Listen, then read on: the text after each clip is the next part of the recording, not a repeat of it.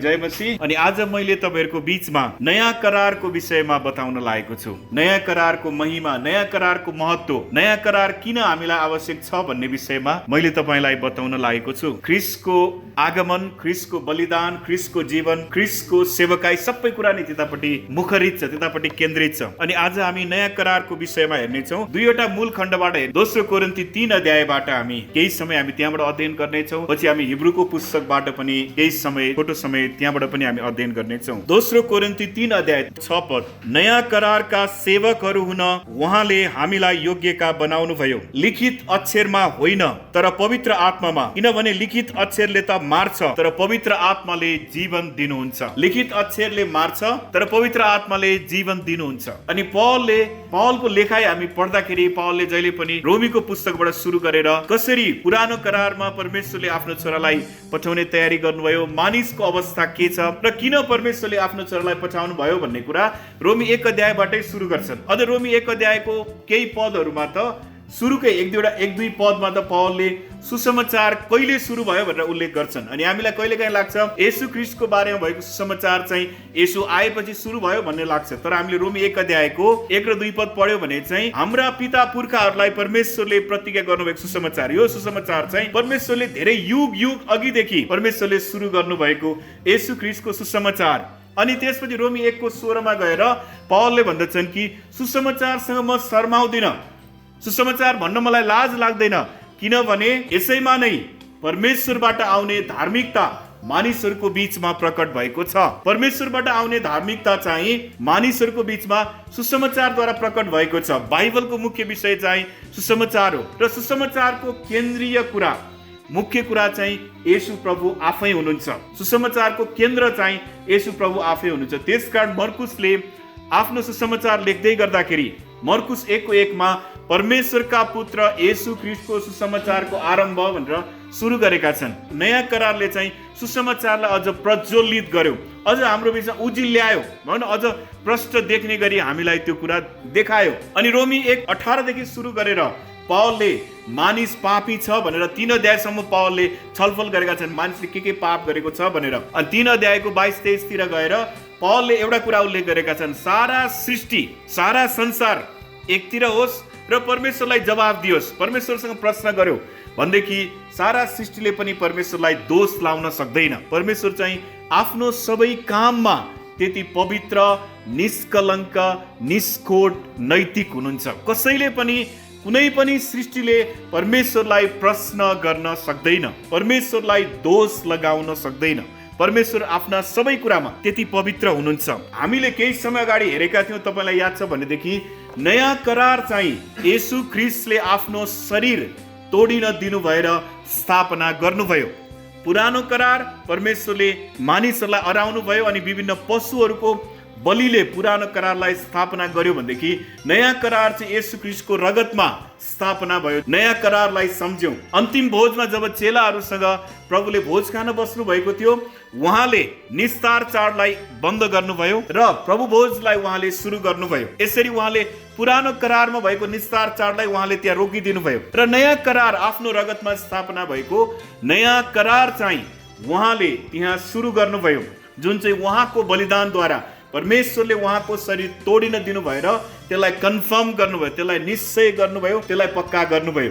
अनि त्यो नयाँ करारमा विश्वास गरेको कारणले आज तपाईँ हामी यहाँ जो छौँ, तपाईँ हामी चाहिँ नयाँ करारका मानिसहरू हौँ। मण्डली चाहिँ नयाँ करारको युगमा छ, पुरानो करारको युगमा होइन। त्यसकारण पौलले नयाँ करारको बारेमा छलफल गर्दाखेरि, नयाँ करारको बारेमा कुराकानी गर्दाखेरि लिखित अक्षरमा होइन तर पवित्र आत्मामा, किनभने लिखित अक्षरले त मार्छ तर पवित्र आत्माले चाहिँ जीवन दिनुहुन्छ। लिखित अक्षर भनेको के हो अब हामी विचार गरौँ। लिखित अक्षर भनेको चाहिँ परमेश्वरले सिनै पर्वतमा मोसा मार्फत इस्राएलीहरूलाई दिनुभएको व्यवस्था। लिखित अक्षर परमेश्वरले सिनै पर्वतमा प्रस्थान 20 अध्यायबाट सुरु गरेर हामी बाइबलमा पढ्दाखेरि प्रस्थान 20 अध्यायबाट जब परमेश्वरले इस्राएलीहरूलाई मिस्रबाट निकालेर ल्याउनु भयो, सिनै पर्वतमा आइपुगे उनीहरू, धेरै दिनको यात्रा गरेर विभिन्न परिस्थिति पार गरेर त्यहाँ आइपुगे अनि परमेश्वरले उनीहरूलाई सिनै पर्वतमा मोसालाई माथि बोलाएर व्यवस्था दिनुभयो, 10 आज्ञा दिनुभयो र सँगसँगै अरू व्यवस्थाहरू पनि दिनुभयो, जुन चाहिँ इजरायलीहरूले प्रतिज्ञाको मुलुकमा गएपछि पालन गर्नुपर्ने थियो। प्रतिज्ञाको मुलुकमा उनीहरू जब त्यहाँ बस्थे, उनीहरू त्यहाँ पर्मानेन्टली बस्थे,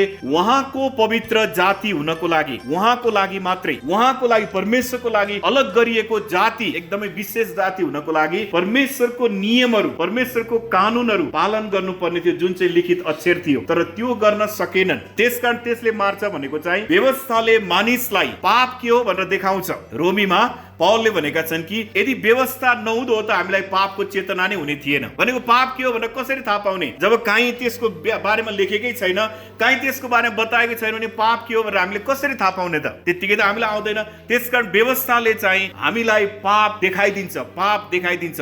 तर व्यवस्थाले हामीलाई धर्मी ठहराउन सक्दैन। पुरानो नियमको व्यवस्थाले मानिसलाई धर्मी ठहराउन सक्दैन। अनि त्यसले चाहिँ हामीलाई एउटा कुरातिर पोइन्ट, एउटा कुरातिर देखाइरहेको थियो, त्यो चाहिँ ख्रीष्टको बलिदान तर्फ थियो। अनि लिखित अक्षरले मार्छ भन्दा जुन दिन लिखित अक्षर आयो, जुन समयमा परमेश्वरले व्यवस्था दिनुभयो, त्यो घटना मैले यो विषयमा अध्ययन गरेर त्यो घटना हेरेँ, मलाई अचम्म लाग्यो। त्यतापट्टि हामी हेर्न सक्छौँ। प्रस्थान 32 अध्यायमा लिखित व्यवस्था आएको समयमा के भयो? जब परमेश्वरले व्यवस्था दिनुभयो, के भयो? जब उनले मोसाले व्यवस्था लिएर आए अनि मानिसहरूले, जब मोसा बिहालो गरे, मानिसहरू बाछो पुज्न लागे, मोज मजा गर्न लागे, अरू कुरा गर्न लागे। अनि त्यसपछि परमेश्वरले मोसालाई भन्नुभयो, तल जा, यिनीहरूले बदमास गरे, यिनीहरूले चाहिँ मेरो कुरा पालन गरेन, मोसालाई, तँलाई पनि बिर्से, मलाई पनि बिर्से। अनि त्यसपछि मोसा तल आए। मोसा आएपछि मोसाले त्यो ढुङ्गाको पाटी परमेश्वरले लेख्नु भएको थियो। अनि कहिलेकाहीँ मान्छेले ठट्टा गरेर के भन्छन् भने व्यवस्था तोड्ने व्यक्तिको अङ्ग्रेजीमा भन्दा हु ब्रोक द ल भनेर भन्दा अझै राम्रो सुनिन्छ। कसले व्यवस्था तोड्यो भनेर भन्दाखेरि मोसाले, किनभने फालेर फुटाइदिएको त मोसाले हो नि सुरुमा परमेश्वरको व्यवस्था। तर त्यो दिन के भयो? व्यवस्था आएको दिन 32:28 मा व्यवस्था आएपछि जब मानिसहरू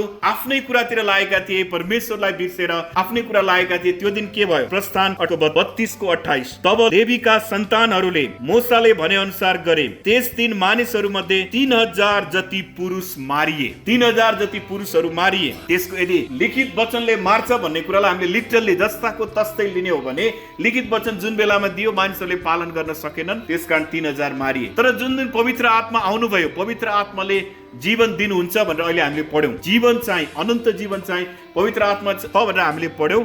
त्यो चाहिँ प्रेरित 2 अध्यायमा हेरौँ। प्रेरित 2 अध्याय, प्रेरित 2:41 पेन्टिकोसको दिन थियो, पवित्र आत्मा आउनुभयो, मण्डलीमा पवित्र आत्मा खन्याउनु भयो। अब जसले उनको कुरा ग्रहण गरे, उनको भनेको पत्रुसको, तिनीहरूले बप्तिस्मा लिए र त्यसै दिन प्राय 3000 मानिसहरू तिनीहरूको संख्यामा थपिए। व्यवस्था आएको समयमा व्यवस्था पालन नगर्दा अथवा परमेश्वरलाई उनीहरूले त्याग्दाखेरि 3000 जना मारिए। तर जुन दिन पवित्र आत्मा आउनुभयो त्यो दिन चाहिँ 3000 जना थपिए मण्डलीमा। पढेको खण्डलाई लिटरल भन्छ नि, यदि जस्ताको तस्तै अर्थ लाउन खोज्ने हो भने त्यो कुरा पनि भएको छ। तर लिखित अक्षरले चाहिँ मार्छ भनेको चाहिँ व्यवस्थाले हामीलाई पापमाथि विजय बनाउन सक्दैन, पापमाथि विजय दिन सक्दैन।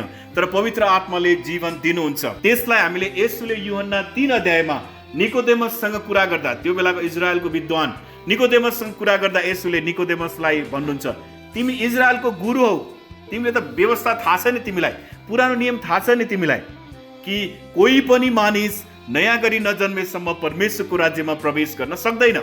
येशू प्रभुले यूहन्ना 3 अध्यायमा निकोदेमसलाई त्यही कुरा भन्नुभयो। अनि त्यसपछि बुढो मान्छे भन्छ, अब बुढो मान्छे फेरि आमाको पेटमा गएर फेरि निस्किन त्यो सम्भवै छैन। अनि त्यसपछि येशूले भन्नुहुन्छ, होइन होइन होइन, नयाँ जीवन दिने काम चाहिँ परमेश्वरको आत्माले गर्नुहुन्छ, पवित्र आत्माले गर्नुहुन्छ। अनि त्यही कुरा नै पौलले लेखेको हामी पाउँछौँ कि पवित्र आत्माले जीवन दिनुहुन्छ। लिखित वचनले, लिखित अक्षरले अथवा व्यवस्था, यो लिखित अक्षर भनेको चाहिँ फेरि पुरै बाइबल भनेर भन्न मिल्दैन हामीले। यो लिखित वचन भनेको यहाँनिर लिखित अक्षरको कुरा गरेको, व्यवस्थाको कुरा गरेको। व्यवस्थाले मानिसलाई छुटकारा दिन सक्दैन, तर परमेश्वरका आत्माले मानिसलाई छुटकारा दिन सक्नुहुन्छ। यसको 7 पदमा हेरौँ। अब यही बीचमा हामी केही खण्ड अध्ययन यही खण्डलाई अध्ययन गर्नेछौँ आज। 7 पदमा, तर मृत्यु ल्याउने व्यवस्थाका अक्षरहरू ढुङ्गामा खोपिएका थिए। परमेश्वरले व्यवस्था दिनुहुँदा चाहिँ ढुङ्गाको शिला पाटीमा खोपेर दिनुभयो। भनेको त्यो अक्षर, व्यवस्थाको अक्षर चाहिँ ढुङ्गामा खोपिएका थिए। त्यो व्यवस्था यस्तो महिमामय भएर आयो, परमेश्वरले दिनुभएको व्यवस्था हो, यस्तो महिमामय भएर आयो कि त्यसको तेजले गर्दा इस्राएलीहरूले मूसाको अनुहार हेर्न सकेनन्। त्यो परमेश्वरले खोपेर दिनुभएको व्यवस्था, जब उनले माथि परमेश्वरबाट व्यवस्था लिए, 10 आज्ञा लिए, जब उनी तल फर्केर आउँदै थिए, यति साह्रो उनको अनुहार उज्यालो भयो कि मान्छेले हेर्नै सकेनन्। यति महिमामय थियो त्यो पुरानो नियमको व्यवस्था।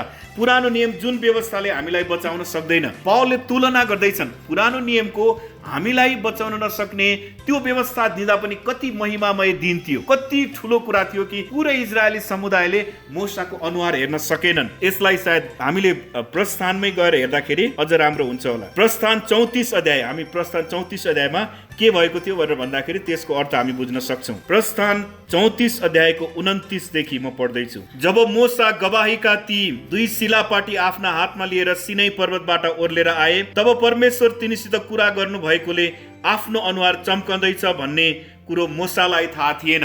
परमेश्वरसँग कुरा गरिरहेको थिए तर उनको अनुहार चाहिँ चम्किरहेछ भन्ने कुरा उनलाई थाहा थिएन। जब हारून र सारा इस्राएलीहरूले मूसालाई देखे, तब तिनको अनुहार चम्केको तिनीहरूले देखेर तिनको नजिक आउन तिनीहरू डराए। परमेश्वर होइन, मूसाको अनुहार परमेश्वरसँग कुरा यति साह्रो चम्किलो भयो कि इजरायलीहरू, हारूनहरू, पुजारीहरू पनि उनको नजिक आउन डराए। 31 पद, तर मूसाले तिनीहरूलाई बोलाएर समुदायका सारा नायकीहरू समेत हारून तिनीहरू कहाँ फर्केर आए अनि मूसाले तिनीहरूसित कुरा गरे। 32 पद, त्यसपछि सारा इस्राएलीहरू पनि नजिक आए अनि जे परमप्रभुले तिनलाई सिनै पर्वतमा भन्नुभएको थियो ती सबै तिनले तिनीहरूलाई आज्ञाको रूपमा सुनाए। सुन्नुहोस्, यो चाहिँ व्यवस्था दिने प्रक्रिया, व्यवस्था दिने घटना, व्यवस्था दिने समयमा यो कुरा भएको थियो। जब मूसाले तिनीहरूसित कुरा गरिसके तब तिनले आफ्नो अनुहारमा एउटा घुम्टो हाले। किन हाले? मानिसले हेर्न सकेनन्। तर जब मूसा परमप्रभुको सामुन्ने उहाँसित कुरा गर्न जान्थे तब बाहिर ननिस्कुन्जेल उनले त्यो घुम्टो उतार्थे। भनेको मानिसहरूले मूसालाई हेर्न सकेनन् कि यति साह्रो उज्यालो भयो। तर त्यो महिमा कस्तो थियो त्यसको यो अघि हामीले कोरिन्थीमा फेरि हामी फर्केर आउँ। यही 7 पदको अन्तिम वाक्यांश, यद्यपि त्यो तेज हराउँदै जाँदै थियो। मूसाको त्यो अनुहार उज्यालो सधैँभरि उज्यालो भइरहेन, सधैँभरि मान्छेले हेर्न सक्ने अनुहार मूसाको भएन। एउटा समय आएपछि हराएर गयो, किनभने त्यो चाहिँ जुन महिमा आउने थियो, जुन महिमा आउन लाग्नु भएको थियो, जुन वचन देहधारी भएर आउन लाग्नु भएको थियो, त्यो मूसा थिएनन्। मूसाले त परमेश्वरले तोक्नु भएको व्यवस्थालाई ल्याउने काम मात्रै गरे अनि त्यो महिमा चाहिँ हराउँदै जाँदै थियो। पावलले तुलना गर्दैछन्। 8 पद, पवित्र आत्माको सेवा कसरी अझ बढी महिमामय नहोला? पावलले प्रश्न गर्छन्। यो छलफललाई पावलले अगाडि बढाउँदैछन्। यदि हामीलाई पाप देखाउने सामान्य व्यवस्था त्यति महिमामय हुन्छ कि मान्छेले हेर्नै सक्दैनन् भनेदेखि स्वयं पवित्र आत्मा भनेको स्वयं परमेश्वर, त्रियक परमेश्वरको एकजना व्यक्तित्व, त्रियक परमेश्वर, पिता परमेश्वर, पुत्र परमेश्वर, पवित्र आत्मा परमेश्वर मध्ये पवित्र आत्मा परमेश्वरको सेवा कति महिमामय नहोला र? भनेको त्यो व्यवस्था भन्दा पनि कति ठुलो होला त पवित्र आत्माको सेवा। पवित्र आत्माले हामीलाई कति ठुलो सेवा गर्नुहुन्छ। 9 पद, किनभने दोषी ठहराउने व्यवस्था महिमामय थियो भने धर्मी ठहराउने सेवा ज्यादै बढी महिमामय हुन्छ। हामीलाई दोषी ठहराउने व्यवस्था जुन चाहिँ पुरानो नियम मूसाले दिएको कानुनहरू चाहिँ महिमामय थियो भने त्यो भन्दा हामीलाई धर्मी ठहराउने पवित्र आत्माको सेवा चाहिँ अझै बढी महिमामय हुन्छ। किनभने पवित्र आत्माले नै हामीमा नयाँ जन्म गराउनुहुन्छ। कसैले पनि कसैलाई क्रिस्चियन बनाउन सक्दैन। कसैले भन्छ फलानले मलाई क्रिस्चियन बनाए, मैले फलानलाई बनाए, कसैले पनि सक्दैन। यदि मैले कसैलाई क्रिस्चियन बनाएको छु भने त्यो चाहिँ मैले बनाएको क्रिस्चियन हो भने त्यो क्रिस्चियन चाहिँ सायद 2 महिना आउला, 4 महिना आउला, 1 वर्ष आउला, त्यसपछि आफ्नै बाटो लाग्छ। त्यो मान्छे प्रभुसँग हिँड्न सक्दैन। मैले तपाईँलाई योभन्दा अगाडि बोल्दा भनेको थिएँ कि परमेश्वरसँग हिँड्ने विषय, क्रिस्चियन जीवन चाहिँ परमेश्वरसँग हिँड्ने। अनि त्यसकारण हामीलाई क्रिस्चियन बनाउने चाहिँ पवित्र आत्माले हो। पवित्र आत्माले हामीलाई पापको कायल बनाउनुहुन्छ। जब हामीले उहाँको वचन पढ्छौँ वा कसैले हामीलाई सुसमाचार सुनाउँछ अनि त्यसपछि पवित्र आत्माले हामीलाई त्यो कुरा देखाउनुहुन्छ। यदि पवित्र आत्माले तपाईँ हाम्रो जीवनमा काम नगर्ने हो भनेदेखि तपाईँ हामीले परमेश्वरलाई चिन्न सक्दैनौँ। किनभने परमेश्वरको कुरा चाहिँ परमेश्वरको आत्माले नै हामीलाई बुझाउनु पर्छ। संसारमा यति धेरै मान्छेहरू छन् जसले बाइबलको ज्ञान चाहिँ हामीभन्दा बढी बटुलेका छन्। उद्धार गर्दैन। बाइबलको ज्ञानले मानिसको मुक्ति हुँदैन। मानिसको मुक्ति त जब पवित्र आत्माले हामीलाई कायल गराउनुहुन्छ अनि जब हामी आफ्नो पाप स्वीकार गरेर परमेश्वर कहाँ जान्छौँ अनि परमेश्वर पवित्र आत्मा आफैले हामीलाई नयाँ जन्म दिनुहुन्छ। आज तपाईँ हामी मण्डलीमा जतिजना छौँ त्यसै गरी हामी नयाँ जन्म पाएर यहाँ आएको मान्छेहरू हौँ। हाम्रो बुवा आमा क्रिस्चियन, म पनि क्रिस्चियन भएर आएको होइन हो। कतिजनाको बुवा आमाले प्रभुलाई चिन्नुभयो तपाईँहरूभन्दा अगाडि, अनि त्यस कारण बुवा आमाले तपाईँहरूलाई प्रभुमा डोर्याउनु भयो, त्यो तपाईँको लागि आशिषको कुरा हो, राम्रो कुरा हो। तर तपाईँहरू बुवा आमा क्रिस्चियन हुँदा तपाईँ पनि बुवा आमा क्रिस्चियन भएर आउनु भएको होइन। तपाईँ त्यो चाहिँ धर्म मानेको, अनि त्यो चाहिँ फेरि व्यवस्थामा फर्किहाल्ने कुरा हो। त्यो चाहिँ व्यवस्था, मेरो बुवा आमा क्रिस्चियन, म पनि, हामी त जन्मिँदै क्रिस्चियन कोही पनि हुँदैन। बाइबलले त्यो कुरा कहीँ पनि सिकाउँदैन। नत्र त येशू प्रभुले निकोदेमसलाई त्यसरी भन्नुपर्ने जरुरी नै थिएन यूहन्ना 3 अध्यायमा कि कोही मानिस नयाँ गरी नजन्मेसम्म परमेश्वरको राज्य देख्न सक्दैन। अनि त्यो जन्माउने काम चाहिँ नयाँ करारमा पवित्र आत्माले गर्नुहुन्छ। त्यसकारण यहाँ पवित्र आत्माको सेवा भनेको चाहिँ यो प्राइमरी सेवा चाहिँ मानिसलाई पापको कायल गराएर अर्को पाप स्वीकार गर्ने बनाएर उहाँको सन्तान बनाउनु, परमेश्वरको सन्तान बनाउनु। अब कतिपल्ट मानिसहरूले तर्क गर्छन् यो कसरी हुन्छ, ल मलाई प्रमाणित गरेर देखा भन्छन्। यो चाहिँ परमेश्वरको तरिका हो, मलाई पनि आउँदैन कसरी प्रमाणित गर्नुपर्छ। अनि यसलाई चाहिँ मैले विश्वास सहित जब मैले ग्रहण गर्छु अनि त्यसपछि मैले परमेश्वरको काम थाहा पाउँछु। यदि मैले यसलाई म्याथ जस्तै, हिसाब किताब जस्तै अथवा विज्ञानको तर्कहरू जस्तै मैले प्रमाणित गर्न खोज्यो भने मलाई लाग्छ त्यो सम्भव छैन।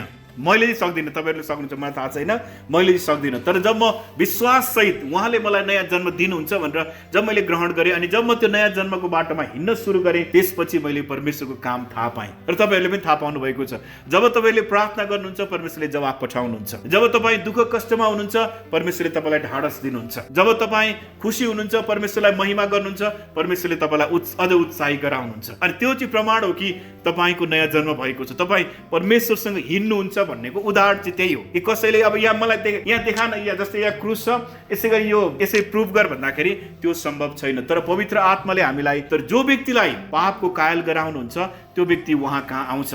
अनि त्यसकारण पवित्र आत्माले नडोर्याइसम्म, पवित्र आत्माले नदेखाए, त्यसकारण कहिले काहीँ हामीले कोही व्यक्ति, केही मेरो साथीहरू छन्, सायद तपाईँले पनि गर्नुभएको होला कि सुसमाचार सुनाउँछौँ हप्तै विषय सुनाउँछौँ र पनि विश्वास गर्दैन। सायद उसलाई सुन्दा यति भइसक्यो, बाइबलको ज्ञान हामीभन्दा बढी थाहा भइसक्यो र पनि विश्वास गर्दैन। किनभने जबसम्म पवित्र आत्माले उसको जीवनमा काम गर्नुहुन्न सम्भव छैन। त्यसकारण हामीले सुसमाचार पनि सुनाउने हो र प्रार्थना पनि गर्ने हो त्यो व्यक्तिको लागि, पवित्र आत्माले त्यो व्यक्तिको जीवनमा काम गर्नुभएको होस्, त्यो व्यक्तिले आफ्नो पाप स्वीकार गरेर उहाँ कहाँ आउन सकोस् भनेर हामीले निरन्तर प्रार्थना गर्यौँ। त्यसकारण पुरानो करारको व्यवस्था भन्दा नयाँ करारमा पवित्र आत्माले गर्नुभएको सेवकाई चाहिँ त्यो अत्यन्तै महिमामय छ, अत्यन्तै। अनि अहिले चाहिँ हामी त्यो सौभाग्य पाएका मानिसहरू हौँ कि हामीलाई पवित्र आत्माले, पहिलो कुरा त हाम्रो भनौँ न, हामीले क्रिस्चियन हुनुभन्दा अगाडिदेखि नै पवित्र आत्माले जब हामीले वचन सुन्यौँ त्यो वचनलाई हाम्रो हृदयमा जीवित बनाउने काम, त्यो वचनलाई हाम्रो हृदयमा प्रज्वलित बनाउने काम पवित्र आत्माले गर्नुभयो। त्यसकारण तपाईँ येशू कहाँ आउन चाहनुभयो, नत्र तपाईँ कहाँ चाहनु, म पनि चाहन्न थिएँ नि, तपाईँ पनि कोही चाहनुहुन्न थियो नि। हामी कतिजना विरोध गर्ने मान्छेहरू छौँ नि, किन येशूलाई विश्वास गर्ने, किन हाम्रो परम्परा छोड्ने, किन हामीले मानिरहेको धर्म छोड्ने, किन छोड्ने, जरुरी छैन नि। तर जब पवित्र आत्माले कायल पार्नुहुन्छ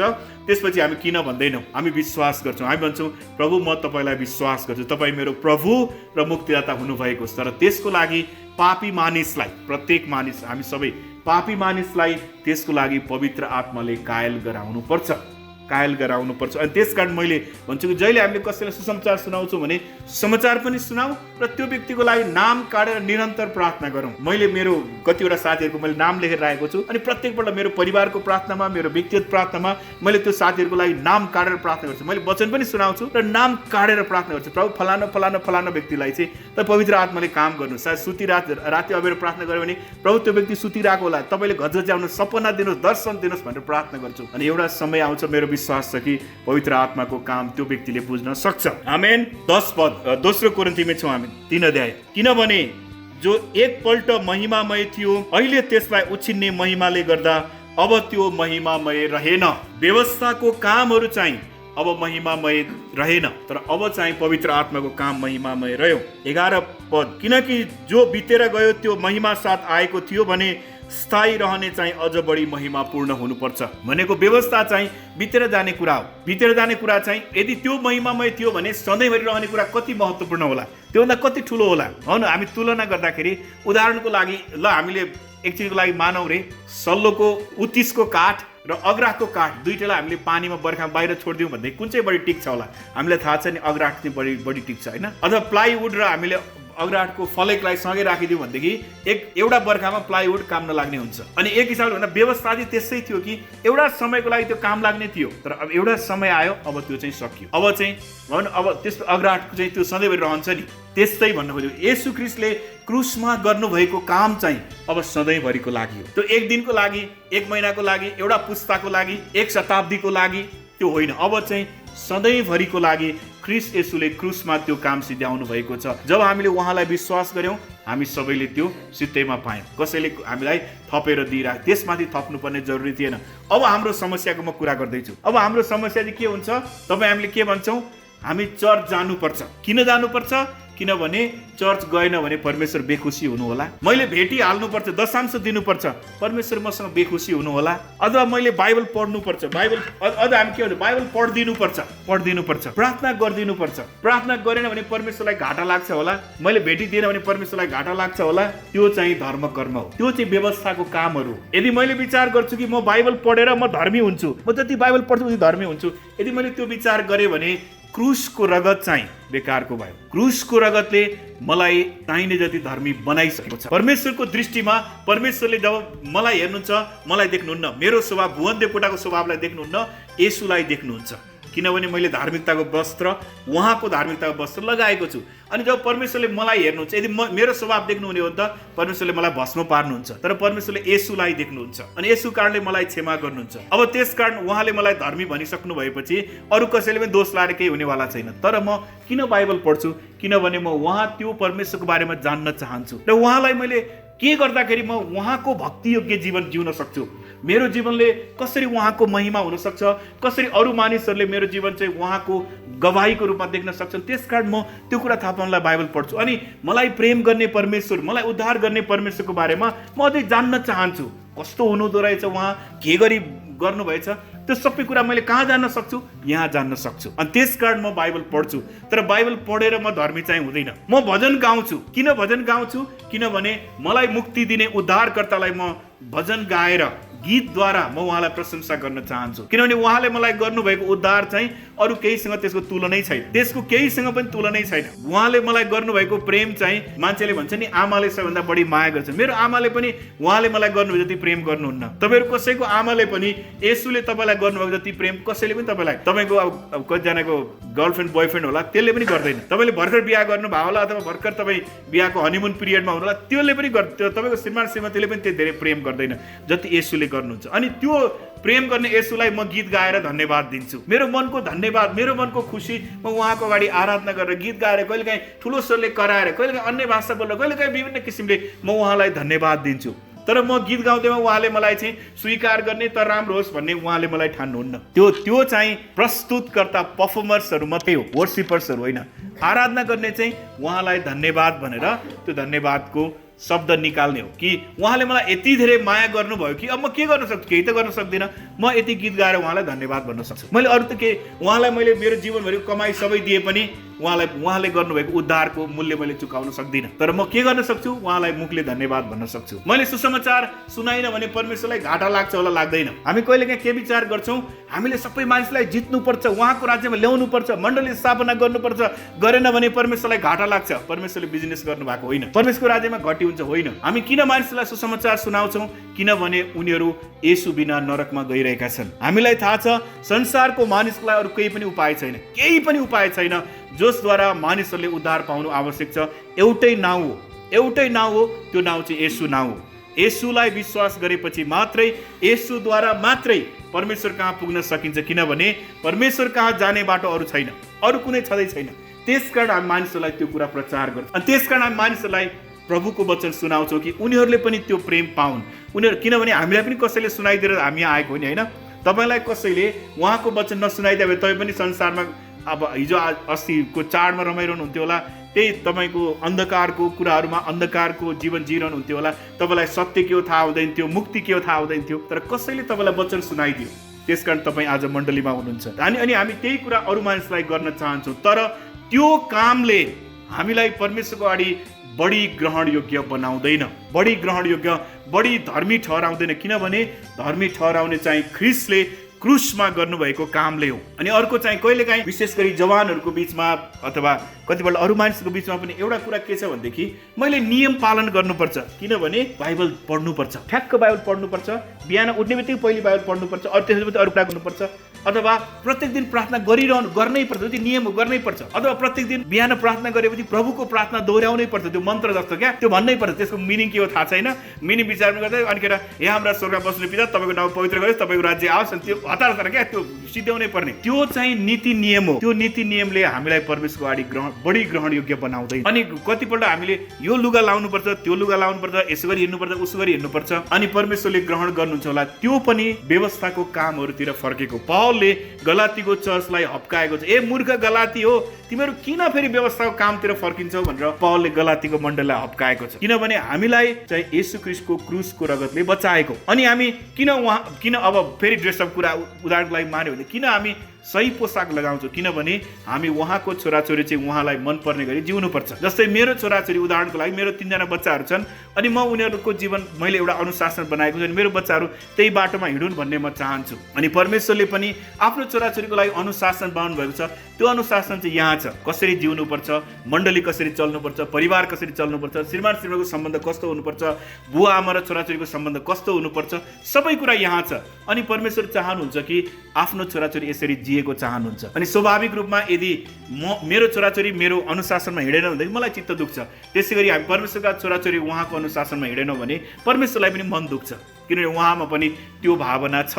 तर त्यसको अर्थ हामी छाडा जीवन जिउँदैमा परमेश्वरले येशू ख्रीष्टको क्रुसको रगत कमजोर हुने होइन। तर यो चाहिँ कुरा हुन्छ कि हामीले उहाँलाई मन नपर्ने जीवन जिउँदाखेरि पवित्र आत्मालाई हामीले दुखी तुल्याउँछौँ। किनभने उहाँले त मैले भने परिवारकै उदाहरण दिएँ कि तपाईँले घरमा नियम बनाउनु भएको हुन्छ, यति बजे उठ्ने, यति बजे सुत्ने, यति बजे खाने, तपाईँको रुटिन छ घरमा, बच्चाहरूले यो गर्न मिल्छ, यो गर्न मिल्दैन, तपाईँले नियम बनाउनु भएको छ नि घरभित्र। बच्चाले नियम तोड्यो भने तपाईँलाई मनमा खल्लो लाग्छ, नराम्रो लाग्छ नि। हो त्यस्तै परमेश्वरको हामी छोराछोरी हो। येशू ख्रीष्टमा उहाँले हामीलाई छोराछोरीको रूपमा ग्रहण गर्नुभएको छ, अनि उहाँले हामीलाई पालन गर्नुपर्ने नियमहरू यहाँ दिनुभएको छ। त्यो नियमले हामीलाई धर्मी ठहराउने चाहिँ होइन, तर त्यो नियम पालन गरेर हामी के गर्छौँ, उहाँलाई खुसी बनाउँछौँ। अनि त्यो नियम पालन गर्दा अर्को के हुन्छ, पापले भ्रष्ट भएको संसार, बिग्रेको संसारले सत्य कहाँ छ, असल कहाँ छ भनेर खोजिरहेका छन्। अनि त्यसकारण जब हामी परमेश्वरलाई मनपर्ने जीवन जिउँछौँ, मान्छेले चाहिँ ओहो सत्य त यो पो रहेछ, यो पो रहेछ। मैले मेरै उदाहरण दिएँ भनेदेखि प्रभुलाई विश्वास गर्ने मलाई रहर लागेको चाहिँ लोक गुरुङ दाजुको बोली र व्यवहार देखेर। यदि उहाँको बोली र व्यवहार असल नभएको भएदेखि सायद मैले प्रभुलाई चिन्ने थिएँ। मैले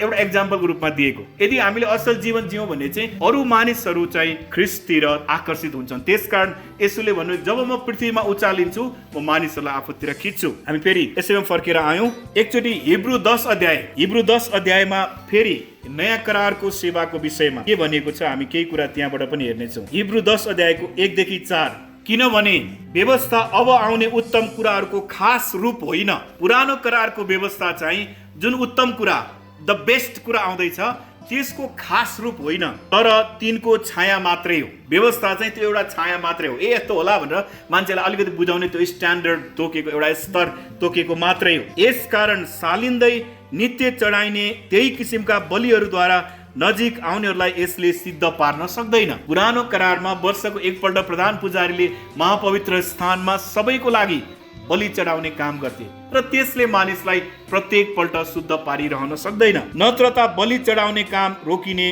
थिएन र भनेको यदि एकपल्टको बलिले मान्छे सधैँभरि शुद्ध हुन्थ्यो भने त रोकिहाल्थ्यो, सिद्धिहाल्थ्यो नि, होइन? त्यसै हामीले कहिलेकाहीँ विचार गर्छौँ, मैले एकपल्ट आज चाहिँ म यो महिना चाहिँ यति धेरै भेटी चढाउँछु, परमेश्वर खुसी हुनुहुन्छ। त्यसो भए त परमेश्वरले क्रुसको बलिदानै चाहिने थिएन नि। यसलाई अर्को हाम्रो भाषामा अर्को हिसाबले बुझ्दाखेरि, किनकि आराधकहरू एकै खेपमा शुद्ध पारिने भए तिनीहरूमा त्यसपछि पापको चेतना हुने थिएन। यदि हामीलाई व्यवस्थाले शुद्ध पार्ने हो भनेदेखि हामीलाई पापको चेतना नै हुने थिएन। तर ती बलिदानहरूले सालिन्दा पापको सम्झना गराउँछन्। भनेको पुरानो नियमको व्यवस्था, बलिदानको व्यवस्था किन दिएको रहेछ कि प्रत्येक वर्ष तिमीहरूले पाप गरिरहेछौ है, तिमीहरूले पाप गरिरहेछौ है, तिमीहरू पापी छौ है भनेर त्यसले रिमाइन्ड गराइरहन्छ, सम्झाइरहन्छ, हामीलाई निरन्तर सम्झाइरहने रहेछ। किनकि साँडे र बोकाहरूको रगतले पाप हरण गर्न असम्भव छ।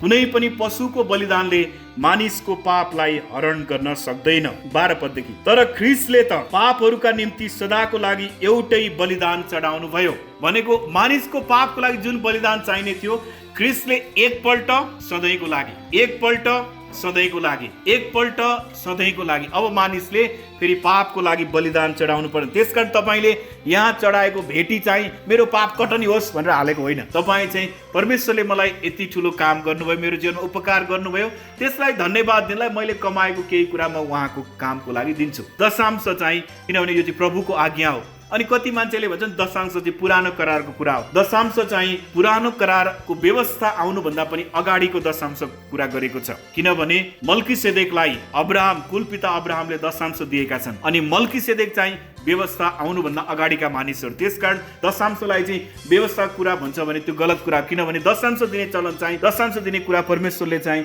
व्यवस्था आउनुभन्दा अगाडि नै सुरु गर्नुभयो। अनि दशांश किन दिनुपर्छ?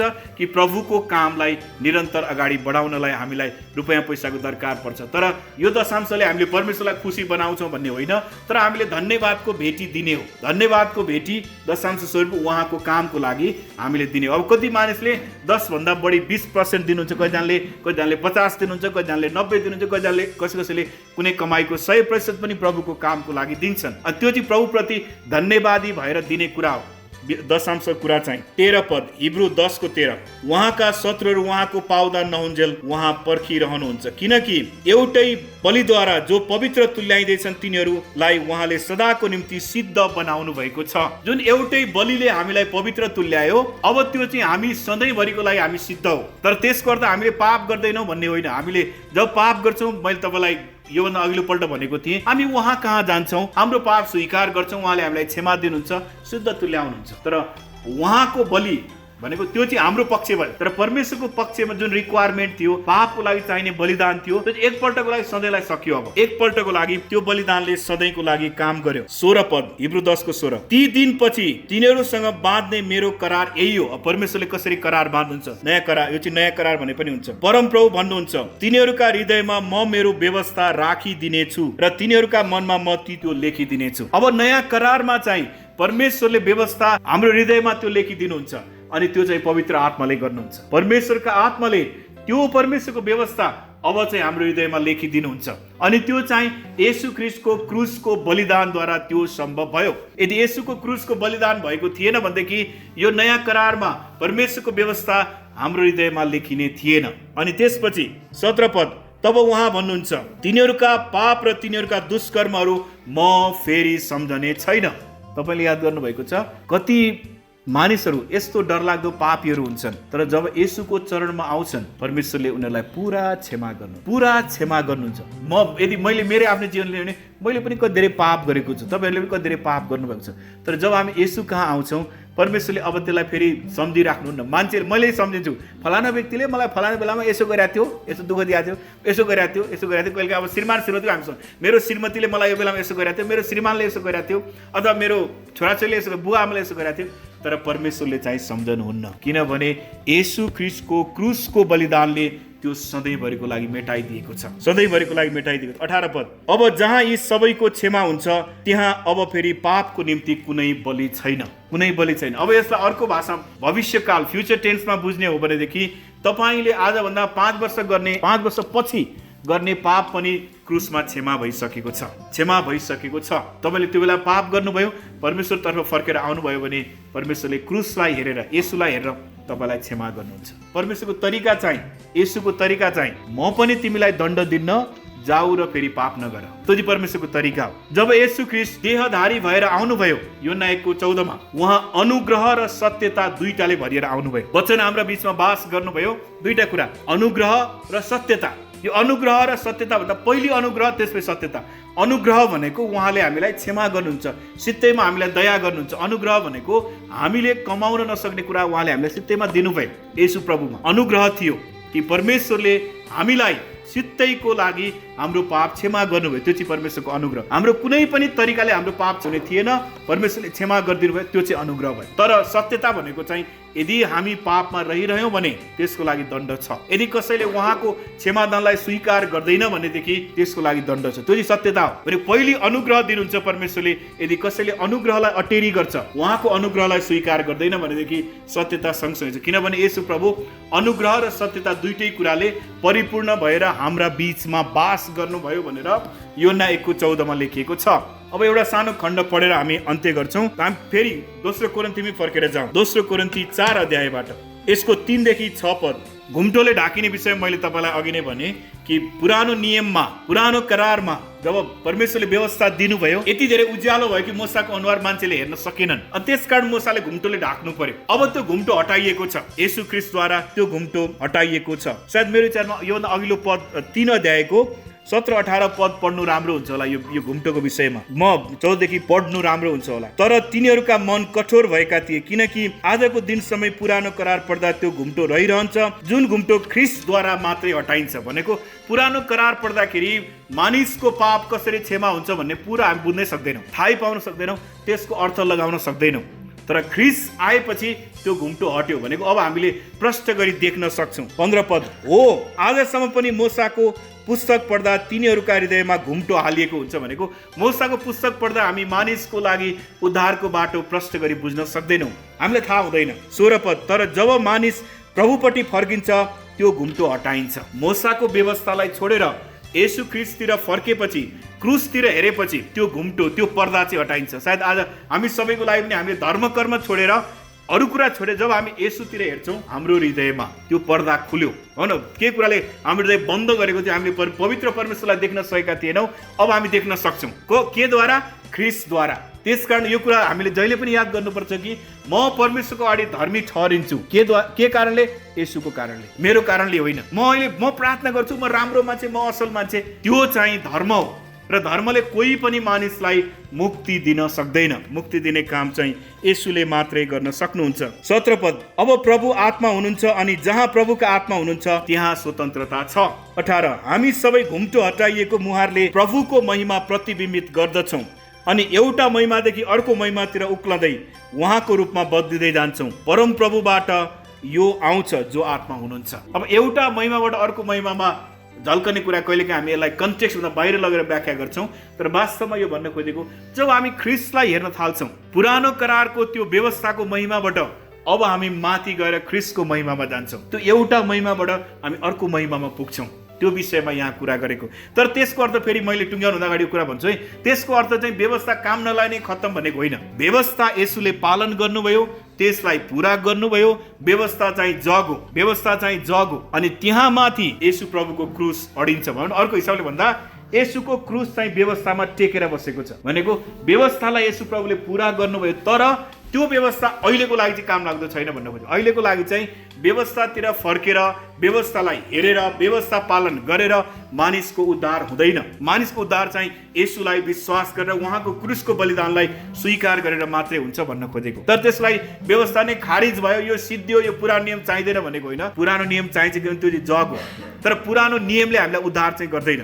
उद्धार गर्ने चाहिँ ख्रीष्ट हुनुहुन्छ, उहाँको बलिदानले यो सम्भव छ। 4 अध्यायको 3 देखि 6 पद पढेर म टुङ्ग्याउँछु। हाम्रो सुसमाचार घुम्टोले ढाकिएको भए तापनि यो नष्ट हुनेहरूका निम्ति मात्र घुम्टोले ढाकिएको छ। भनेको कहिलेकाहीँ हामीले सुसमाचार सुनाउँदा मान्छेले बुझ्दैन, मान्दैन होइन, स्वीकार गर्दैन, किनभने ऊ नष्ट हुने व्यक्ति हो। जबसम्म उसको जीवनमा पवित्र आत्माले काम गर्नुहुन्न तबसम्म उसको मनमा त्यो उज्यालो हुँदैन। भन्छ नि, पहिले एउटा थियो नि, दिमाग की बत्ती जला दे भन्ने एउटा विज्ञापन थियो नि, दिमाग की बत्ती जला दे, त्यो काम चाहिँ पवित्र आत्माले गर्नुपर्छ। अनि तर हाम्रो काम चाहिँ परमेश्वरको वचनको बिउ रोप्ने र प्रार्थना गर्ने, त्यो चाहिँ हामीले निरन्तर गर्नुपर्छ। 4 पद तिनीहरूका विषयमा भनौँ भने ख्रीष्ट जो परमेश्वरको रूप हुनुहुन्छ, उहाँको महिमाको सुसमाचार तिनीहरूले नदेखुन् भनेर यस संसारको देवले अविश्वासीहरूको समझलाई अन्धो तुल्याइदिएको छ। बुझ्नुभयो किन मानिसले यसो सुसमाचार ग्रहण गर्न मान्दैन? किन मान्छेले वचन सुनाउँदा पनि ए होइन, यो त विदेशी धर्म, गाई खाने धर्म, यो काम नलाग्ने अछुत जातको धर्म किन भन्छ? किनभनेदेखि यस संसारको देवले मानिसहरूको सोच्ने शक्तिलाई भनौँ प्रोसेस भन्छ, यो मान्छेको दिमागले सोच्छ नि त, यो सही, यो गलत, यो ठिक, यो बेठिक भनेर सोचेँ। मैले उदाहरणको लागि एउटा कुरा लिएँ। जब मेरो आँखा खोलिन्छ सुसमाचारद्वारा, येशू ख्रीष्टको वचनद्वारा, पवित्र आत्माले जब मेरो आँखा खोल्नु, त्यसपछि मैले यो त गल्ती पो रहेछ, यो त, त्यसपछि मेरो दिमागकी बत्ती जलादे, त्यसपछि हुन्छ, अनि त्यसपछि म उहाँको मार्गमा हिँड्न सक्छु। 5 पद हामी आफ्नै प्रचार गर्दैनौँ, तर येशूको खातिर हामी तिमीहरूका दास भएर येशू ख्रीष्ट नै प्रभु हुनुहुन्छ भनी प्रचार गर्छौँ। हामीले प्रचार गर्ने कुरा ठुलो केही पनि छैन। येशू प्रभु हुनुहुन्छ, मुक्तिदाता हुनुहुन्छ, ठुलो कुरा त्यही हो। त्यो प्रचार गर्नलाई दास भनेको त कहिलेका मान्छेले हप्काउँदा गाली गर्दा त प्रचारक के अरे विधेय धर्म प्रचार गर्ने भाग भनेर भन्दा पनि हजुर हो, अब सुनिदिनुहोस् न यति कुरा, यो प्रभुको वचन सत्य वचन हामी किन प्रचार गर्छौँ? किनभनेदेखि हामीलाई थाहा छ उनीहरूले पनि यसलाई विश्वास गर्नुपर्छ। त्यसकारण अहिले हाम्रो व्यवहारमा जे हुन्छ नि, पावलले त्यो कुरा त 2000 वर्ष अगाडि नै पावलले त्यो कुरा लिइसकेको रहेछ। के भन्छ नि, हामी तिमीहरूको दास, मान्छेको दासै भएर पनि तर हामी येशू प्रभु हुनुहुन्छ र प्रचार गर्न चाहिँ छोड्दैनौँ। शपथ, जुन परमेश्वरले अँध्यारोबाट ज्योति चम्कोस् भन्नुभयो उहाँ हाम्रा हृदयमा चम्किनु भएको छ। अब याद गर्नुहोस् है, महत्त्वपूर्ण कुरा चाहिँ यो छ, जुन परमेश्वरले उत्पत्ति 1:1 मा उज्यालो होस् भन्नुभयो, उत्पत्ति बाइबलको सुरुमा, सबै कुराको सुरुवातमा, त्यही परमेश्वरले अब के गर्नुभएको छ? हाम्रो हृदयमा चम्किनु भएको छ। तपाईँको हृदयमा को चम्किनु भएको छ? परमेश्वर चम्किनु भएको छ पवित्र आत्माद्वारा, ताकि परमेश्वरका महिमाको ज्ञानको ज्योति ख्रिस्टको मुहारमा चम्कोस्। परमेश्वरको जुन महिमा छ त्यसको ज्योति चाहिँ ख्रिस्टको मुहारमा मात्रै छ। त्यो येशूको रूपान्तर, येशूको डाँडामा, येशूको जब डाँडामा पुगे येशूको अनुहार चाहिँ सूर्य झैं चम्क्यो। मत्ती 17 अध्यायबाट हामीले हेरेको, सूर्य झैं चम्क्यो। उहाँको प्रकाश, उहाँको पोसाक चाहिँ प्रकाश चाहिँ सेता भयो, किनभने उहाँ चाहिँ परमेश्वरका महिमाको प्रतिरूप हुनुहुन्छ। उहाँ स्वयं सृष्टिकर्ता हुनुहुन्छ। र नयाँ करारमा, पुरानो करारमा हामी परम प्रभु भन्छौँ, नयाँ करारमा प्रभु भन्छौँ। वास्तवमा त्यो एउटै शब्द हो। हामीले येशूलाई पनि परम प्रभु येशू र प्रभु येशू भन्नुमा केही पनि फरक छैन। सायद त्यो अनुवाद गर्दाखेरि, बाइबल अनुवाद गर्दाखेरि फरक छुट्याउनलाई परम प्रभु पुरानो करारमा लेख्यो, नयाँ करारमा गएर येशूलाई प्रभु भन्यो। तर त्यसको शब्द, त्यसको रुट वर्ड भन्छ, त्यो कहाँबाट उत्पत्ति भएको, त्यसको मूल शब्द खोज्ने हो भने चाहिँ परम प्रभु नै हो। येशू परम प्रभु हुनुहुन्छ। अनि त्यो येशू परम प्रभु चाहिँ तपाईँको जीवनमा, तपाईँको हृदयमा चम्किनु भएको छ। त्यसकारण हामी उहाँलाई मनपर्ने जीवन जिउँछौँ। अनि अब मैले टुङ्ग्याउँदाखेरि सारमा म तपाईँलाई भन्छु कि तपाईँ हाम्रो उद्धार, तपाईँ हाम्रो मुक्ति चाहिँ हामी असल मान्छे भएर भएको होइन। यति प्रष्ट हुनुहोस्, म चाहिँ विश्वास गरेँ, म असल भएँ, धर्मी भएँ, होइन। परमेश्वरले येशू ख्रिस्टको बलिदानलाई हाम्रो पक्षमा, येशूले गर्नुभएको बलिदानलाई परमेश्वरले यस भन्नुभयो। ठिक छ, म येशूको बलिदान हेरेर तिमीलाई क्षमा गर्छु, त्यति भन्नुभएको कारणले आज हामी परमेश्वरको सन्तान हुन पाएका छौँ। र उहाँको सन्तान भएको कारणले हामी उहाँलाई मनपर्ने जीवन जिउनु पर्छ, उहाँलाई खुसी पार्ने जीवन जिउनु पर्छ। र त्यही कुरा हामीले प्रचार गर्नुपर्छ, किनभने परमेश्वरले मण्डलीलाई दुईटा उद्देश्यको लागि यहाँ राख्नु भएको भनेर म मान्दछु। उहाँको महिमा घोषणा गर्न अथवा उहाँको वचन प्रचार गर्न र उहाँको वचन प्रचार भएर आएका मानिसहरूलाई उहाँको राज्यमा हुर्काउनलाई, उहाँको वचनमा हुर्काउनलाई।